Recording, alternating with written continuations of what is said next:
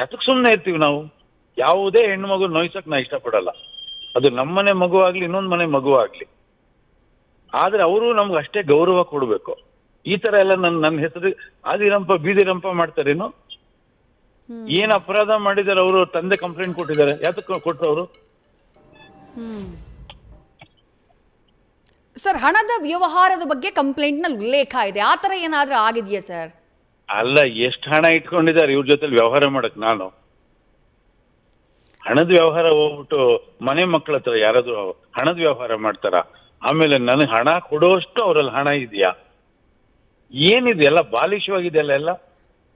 10 ಲಕ್ಷ ರೂಪಾಯಿ ಕಲಾ ಸಾಮ್ರಾಟ್ ಅಕಾಡೆಮಿಗೆ ನಾನು ಸಾಲ ಮಾಡಿಕೊಟ್ಟಿದ್ದೆ ಅಂತ ಮೆನ್ಷನ್ ಮಾಡಿದ್ದಾರೆ ಕಂಪ್ಲೇಂಟ್ ನಲ್ಲಿ ಸರ್. ಆಯ್ತು, ಈಗ ನಾನು ಕೂಡ ವಿಧಾನಸೌಧ ತಗೊಳ್ಳೋದಕ್ಕೆ ದುಡ್ಡು ಕೊಟ್ಟಿದ್ದೀನಿ ಅಂತ ಹೇಳ್ತೀನಿ. ದಾಖಲೆ ಇದೆಯಾ? ಆಗತ್ತ? ಅದು ಹೇಳೋದು ಮುಖ್ಯ ಅಲ್ಲ, ಕೊಡ್ಬೇಕು.